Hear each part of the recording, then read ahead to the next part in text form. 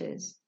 I am also spared hearing about many of the evils, the disagreeable, the unpleasant and horrible things of life that I cannot change, help, or alleviate, and I am thankful for my ignorance. Then again, when people say things that I can and do hear in my trumpet that I don't think anyone should ever say, I can rebuke them by making them think that I heard them say the very opposite of what they did say, and I smile upon them and am a villain still. Charles F. Lummis, the well-known litterateur and organizer of the Southwest Museum of Los Angeles, after using his eyes and brain more liberally than most men do in a lifetime thrice or 4 times as long as his, was unfortunately struck blind. Did he worry over it and fret himself into a worse condition? No, not for a moment. Cheerfully he accepted the inevitable, got someone to read and write for him, to guide him through the streets, and went ahead with his work just as if nothing had happened, looking forward to the time when his eyesight would be restored to him, and hopefully and intelligently worked to that end. In a year or so he and his friends were made happy by that coming to pass. But even had it not been so, I am assured Dr. Lummis would have faced the inevitable without a whimper, a cry, or a word of worry or complaint. Those who yield to worry over small physical ills should read his inspiring My Friend Will. Footnote, My Friend Will by C. F. Lummis, A.C. McClurg Co., Chicago. End of footnote. A personal record of his successful struggle against 2 severe and prostrating attacks of paralysis. One perusal will show them the folly and futility of worry. A second will shame them because they have so little self-control as to spend their time, strength, and energy in worry. And a third perusal will lead them to drive every fragment of worry out of the hidden recesses of their minds and set them upon a better way, a way of serenity, equipoise, and healthful, strenuous, yet joyous and radiant living. Recently I had a conversation with the former superintendent of a poor farm which bears upon this subject in a practical way. In relating some of his experiences, he told of a roughneck, a term implying an ignorant man of rude, turbulent, quarrelsome disposition, who had threatened to kill the foreman of the farm. Owing to their irreconcilable differences, the rough inmate decided to leave, and so informed the superintendent, thus practically dismissing himself from the institution. A year later he returned and asked to be readmitted. After a survey of the whole situation, the superintendent decided that it was not wise to readmit him, and that he would better secure a situation for him outside. He offered to do so, and the man left, apparently satisfied. 3 days later he reappeared, entered the office with a loaded and cocked revolver held behind his back, and abruptly announced, "I've come to blow out your brains." Before he could shoot, the superintendent was upon him, and a fierce struggle ensued for the possession of the weapon. The superintendent at last took it away, secured help, and handcuffed the would-be murderer. Realizing that his act was the result of at least partial insanity, the was-to-be victim did not press the charge of murderous assault, but allowed, indeed urged, that he be sent to the insane asylum, where he now is. Now this is the point I wish to make. It is perfectly within the bounds of possibility that this man will some day be regarded as safely sane. Yet it is well known by the awful experiences of many such cases that it is both possible and probable that during the months or years of his incarceration he will continue to harbour, even to feed and foster, the bitter feeling, the hatred perhaps, that led him to attempt the murder of the superintendent, and that on his release he will again attempt to carry out his nefarious and awful design. What then should be the mental attitude of the superintendent and his family? Ought they not to be worried? I got the answer for my readers from this man, and it is so perfectly in accord with my own principles that I find great pleasure in recording it. Said he, quote, "Don't think for one moment that I minimize the possible danger. The asylum physician, who was familiar with the whole circumstances, warned me not to rest in fancied security. I have notified the proper officials that the man who attempted to murder me is not to be released either as cured or on parole, without giving me sufficient notice. I do not wish that he should be kept in the asylum a single day longer than is fully necessary, but before I allow him to be released, I must be thoroughly satisfied that he has no murderous designs on me, and that he is truly and satisfactorily repentant for the attack he made, when, ostensibly, he was mentally irresponsible. I shall require that he be put on record as fully understanding and appreciating his own personal responsibility for my safety, so that should he still hold any wrongful designs, and afterwards succeed in carrying them out, he or his attorneys will be debarred from again pleading insanity or mental incompetency. Hence, while I fully realize the possibility of danger, I do not have a moment's worry about it. I have done and shall do all I can satisfactorily to protect myself, without any feeling of harshness or desire to injure the poor fellow, and there I let the matter rest to take care of itself." End quote. This is practical wisdom. This is sane philosophy. Not ignoring the danger, pooh-poohing it, scoffing at it, and refusing to recognize it, but calmly, sanely, with a kindly heart, looking at possible contingencies, preparing for them, and then serenely trusting to the spiritual forces of life to control events to a wise and satisfactory issue. Can you suggest anything better? Is not such a course immeasurably better than to allow himself to worry and fret and fear all the time? Practical precaution, taken without enmity. Note these italicized words. Trustful serenity, faithful performance of present duty unhampered by fears and worries. This is the rational, normal, philosophic, sane course to follow. Another great source of worry is our failure to distinguish essentials from non-essentials.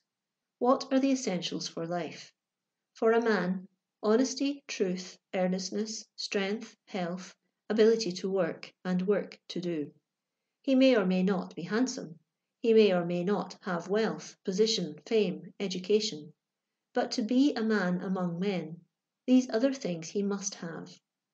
For a woman, health, love, work, and such virtues as both men and women need. She might enjoy friends, but they are not essential as health or work. She would be a strange woman if she did not prize beauty, but devoted love is worth far more than beauty, or all the conquests it brings. What is the essential for a chair? Its capacity to be used to sit upon with comfort. A house? That it is adapted to the making of a home. You don't buy a printing press to curl your hair with, but to print, and in accordance with its printing power is it judged. A boat's usefulness is determined by its worthiness in the water, to carry safely, rapidly, largely as is demanded of it. This is the judgment sanity demands of everything. What is essential? What not? Is it essential to be a society leader, to belong to every club, to hold office, to give as many dinners as one's neighbours, to have a bigger house, furniture with brighter polish, bigger carvings and more ugly designs than anyone else in town, to have our names in the papers oftener than others, to have more servants, a newer style automobile, put on more show, pomp, ceremony, and circumstance than our friends? By no means. Oh, for men and women who have the discerning power, the sight for the essential things, the determination to have them, and let non-essentials go. They are the wise ones, the happy ones, the free from worry ones. Later I shall refer extensively to Mrs. Canfield's book, The Squirrel Cage. She has many wise utterances on this phase of the worry question. For instance, in referring to the mad race for wealth and position that keeps a man away from home so many hours of the day that his wife and child scarce know him, she introduces the following dialogue. Quote, "One of them, whose house isn't far from mine, told me that he hadn't seen his children except asleep for 3 weeks. But something ought to be done about it." The girl's deep-lying instinct for instant reparation rose up hotly. "Are they so much worse off than most American businessmen?" queried Rankin. "Do any of them feel they can take the time to see much more than the outside of their children? And isn't seeing them asleep about us—" Lydia cut him short quickly. "You're always blaming them for that," she cried. "You ought to pity them. They can't help it. It's better for the children to have bread and butter, isn't it?" Rankin shook his head. "I can't be fooled with that sort of talk. I've lived with too many kinds of people. At least half the time it is not a question of bread and butter. It's a question of giving the children bread and butter and sugar, rather than bread and butter and father. Of course, I'm a fanatic on the subject. I'd rather leave off even the butter than the father, let alone the sugar." Later on, Lydia herself lost her father, and after his death her own wail was, "I never lived with my father. He was always away in the morning before I was up. I was away or busy in the evening when he was there. On Sundays he never went to church as mother and I did. I suppose now because he had some other religion of his own. But if he had, I never knew what it was, or anything else that was in his mind or heart. It never occurred to me that I could. He tried to love me, I remember so many times now, and that makes me cry. How he tried to love me. He was so glad to see me when I got home from Europe, but he never knew anything that happened to me. I told you once before that when I had pneumonia and nearly died, mother kept it from him because he was on a big case. It was all like that, always. He never knew." Dr. Melton broke in, his voice uncertain, his face horrified. "Lydia, I can't let you go on. You are unfair. You shock me. You are morbid. I knew your father intimately. He loved you beyond expression. He would have done anything for you. But his profession is an exacting one. Put yourself in his place a little. It is all or nothing in the law, as in business." But Lydia replied, "When you bring children into the world, you expect to have them cost you some money, don't you? You know you mustn't let them die of starvation. Why oughtn't you to expect to have them cost you thought, and some sharing of your life with them, and some time, real time, not just scraps that you can't use for business?" She made the same appeal once to her husband in regard to their own lives. She wanted to see and know more of him, his business, his inner life, and this was her cry. "Paul, I'm sure there's something the matter with the way we live. I don't like it. I don't see that it helps us a bit, or anyone else. You're just killing yourself to make money that goes to get things we don't need nearly as much as we need more of each other. We're not getting a bit nearer to each other, actually further away, for we're both getting different from what we were without the others knowing how. And we're not getting nicer. And what's the use of living if we don't do that? We're just getting more and more set on scrambling ahead of other people, and we're not even having a good time out of it. And here is Ariadne, and another one coming, and we've nothing to give them but just this. Paul laughed a little impatiently, irritated and uneasy, as he always was at any attempt to examine too closely the foundations of existing ideas. "Why, Lydia, what's the matter with you? You sound as though you'd been reading some full socialist literature or something." "You know I don't read anything, Paul. I never hear about anything but novels. I never have time for anything else, and very likely I couldn't understand it if I read it, not having any education. That's one thing I want you to help me with. All I want is a chance for us to live together a little more, to have a few more thoughts in common, and oh, to be trying to make something better out of ourselves for our children's sake. I can't see that we're learning to be anything but you to be an efficient machine for making money, I to think of how to entertain, as though we had more money than we really have. I don't seem really to know you or live with you any more than if we were two guests stopping at the same hotel. If socialists are trying to fix things better, why shouldn't we have time, both of us, to read their books, and you could help me know what they mean?" Paul laughed again, a scornful, hateful laugh, which brought the colour up to Lydia's pale face like a blow. "I gather then, Lydia, that what you're asking me to do is to neglect my business in order to read socialistic literature with you." His wife's rare resentment rose. She spoke with dignity. "I begged you to be serious, Paul, and to try to understand what I mean, although I'm so fumbling and say it so badly. As for its being impossible to change things, I've heard you say a great many times that there are no conditions that can't be changed if people would really try." "Good heavens, I said that of business conditions," shouted Paul, outraged at being so misquoted. "Well, if it's true of them. No, I feel that things are the way they are because we don't really care enough to have them some other way. If you really cared as much about sharing a part of your life with me, really sharing, as you do about getting the Washburn contract." Her indignant and angry tone, so entirely unusual, moved Paul, more than her words, to shocked protest. He looked deeply wounded, and his accent was that of a man righteously aggrieved. "Lydia, I lay most of this absurd outbreak to your nervous condition, and so I can't blame you for it. But I can't help pointing out to you that it is entirely uncalled for. There are few women who have a husband as absolutely devoted as yours. You grumble about my not sharing my life with you. Why, I give it to you entire." His astonished bitterness grew as he voiced it. "What am I working so hard for if not to provide for you and our child, our children? Good heavens, what more can I do for you than to keep my nose on the grindstone every minute? There are limits to even a husband's time and endurance and capacity for work." End quote. Hence, it will be seen that I would have one quit worrying about the non-essentials of life, and this is best done by giving full heed to the essentials and letting the others go. Naturally, if one wilfully and purposefully determined to follow non-essentials, he may as well recognize the fact, soon as late, that he has deliberately chosen a course that cannot fail to produce its own many and irritating worries. Another serious cause of worry is bashfulness. One who is bashful finds in his intercourse with his fellows many worries.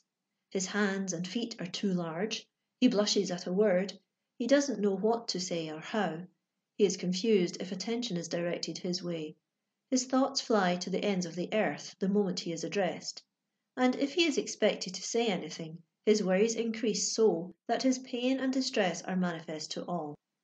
To such a one I would say, assert your manhood, your womanhood. Brace up, face the music. Remember these facts. You are dealing with men and women, youths and maidens, of the same flesh and blood, mentality as yourself. You average up with the rest of them. Why should you be afraid? Call upon your reasoning power. Assert the dignity of your own existence. You are here by the will of God as much as they. There is a purpose in your creation as much as in theirs. You have a right to be seen and heard as well as have they. Your life may be charged with importance to mankind, far more than theirs. Anyhow, for what it is, large or small, you are going to use it to the full, and you do not propose to be laughed out of it, sneered out of it, either by the endeavours of others or by your own fears of others. Then, when you have once fully reasoned the thing out, do not hesitate to plunge into the fullest possible association with your fellows. Brave them, defy them in your own heart, resolutely face them, and my word and assurance for it, they will lose their terror, and you will lose your bashfulness with a speed that will astonish you. Closely allied to bashfulness as a cause of many worries is hyper or super sensitiveness, and yet it is an entirely different mental attitude. Hypersensitiveness may cause bashfulness, but there are many thousands of hypersensitives who have not a spark of bashfulness in their condition. They are full of vanity or self-conceit. Elsewhere I have referred to one of these. Or they are hypersensitive in regard to their health. They mustn't do this or that or the other. They must be careful not to sit near a window, allow a door to be open, or go into an unwarmed room. Their feet must never be wet, or their clothing, and as for sleeping in a cold room or getting up before the fire is lighted, they could not live through such awful hardships. I have no desire to excoriate or make fun of those who really suffer from chronic invalidism. Yet I am fully assured that much of the hypersensitiveness of the neurasthenic and hypochondriac could be removed by a little rude, rough and tumble contact with life. It would do most of these people no harm to follow the advice given by Abernethy, the great English physician, to a pampered, overfed hypersensitive. Live on sixpence a day and earn it. I have found few hypersensitives among the poor. Poverty is a fine cure for most cases, though there are those who cling to their pride of birth of education, or God knows what of insane belief in their superiority over ordinary mortals, and make that the occasion or cause of the innumerable and fretting worries of hypersensitiveness. Another serious cause of worry in this busy, bustling, rapid age is the need we feel for hurry. We are caught in the mad rush, and its influence leads us to feel that we too must rush. There is no earthly reason for our hurry, and yet we cannot seem to help it. Hurry means worry. Rush spells fret. Haste makes waste. You live in the country and are a commuter. You must be in the city on the stroke of 9. To do this you must catch the 8:07. You have your breakfast to get, and it takes 6 minutes to walk to the station. No one can do it comfortably in less. Yet every morning, ever since you took this country cottage, you have had to rush through your breakfast and rush to the depot in order to catch the train. Thus starting the day on the rush, you have continued on the stretch all day and get back home at night, tired out, fretted and worried almost to death. Even when you sit down to breakfast, you begin to worry if wifey doesn't have everything ready. You know you'll be late. You feel it. And if the toast and coffee are not on the table the moment you sit down, your querulous complaints strike the morning air. Now what's the use? Why don't you get up 10, 15 or 20 minutes earlier, and thus give yourself time to eat comfortably, and thus get over the worry of your rush? Set the alarm clock for 7 or 6:45 or even 6:30. Far better get up half an hour too early than worry yourself, your wife and the whole household by your insane hurry. Your worry is wholly unnecessary and shows a fearful lack of simple intelligence. Annie Laurie, who writes many sage counsels in the San Francisco Examiner, had an excellent article on this subject in the issue of December 31st, 1915. She wrote, quote, "Here is something that I saw out of my window. It has given me the big thought for my biggest New Year's resolution. The man at the corner house ran down the steps in a terrible hurry. He saw the car coming up the hill and whistled to it from the porch, but the man who was running the car did not hear the whistle. Anyway, he didn't stop the car, and the man on the steps looked as if he'd like to catch the conductor of that car and do something distinctly unfriendly to him, and do it right then and there. He jammed his hat down over his forehead and started walking very fast. 'What's your hurry?' said the man he was passing on the corner. 'What's your hurry, Joe?' And the man at the corner held out his hand. 'Well, I'll be,' said Joe, and he held out his hand too, 'if it isn't,' and it was, and they both laughed and shook hands and clapped each other on the back and shook hands again. 'What's your hurry?' said the man on the corner again. 'I dunno,' said the man who was so cross because he'd lost his car. 'Nothing much, I guess,' and he laughed, and the other man laughed, and they shook hands again. And the last I saw of them they had started down the street right in the opposite direction from which the man in the hurry had started to go, and they weren't in a hurry at all. Do you know what I wished right then and there? I wished that every time I get into the senseless habit of rushing everywhere and tearing through everything as if it was my last day on earth and there wasn't a minute left to lose, somebody would stop me on the corner of whatever street of circumstance I may be starting to cross and say to me in friendly fashion, 'What's the hurry?' What is the hurry after all? Where are we all going? What for? What difference does it make whether I read my paper at 8 o'clock in the morning or at 9:30? Will the world stop swinging in its orbit if I don't meet just so many people a day, write so many letters, hear so many lectures, skim through so many books? Of course, if I'm earning my living, I must work for it, and work not only honestly but hard. But it seems to me that most of the terrific hurrying we do hasn't much to do with really essential work after all. It's a kind of habit we get into, a sort of madness, like the thing that overtakes the crowd at a ferry landing or the entrance to a train. I've seen men and women too fairly fight to get onto a particular car when the next car would have done just exactly as well. Where are they going in such a hurry? To save a life? To mend a broken heart? To help to heal a wounded spirit? Or are they just rushing because the rest do it? What do they get out of life, these people who are always in a rush? Look, the laurel tree in my California garden is full of bursting buds. The rains are beginning, and the trees will soon be flecked with a silver veil of blossoms. I hadn't noticed it before, I've been too busy. What's your hurry? Come, friend of my heart, I'll say that to you today, and say it in deep and friendly earnest. What's your hurry? Come, let's go for a walk together and see if we can find out. Let us keep finding out through all the new year. There are many other causes of worry, some of them so insidious, so powerful, as to call for treatment in special chapters. End of chapter 7.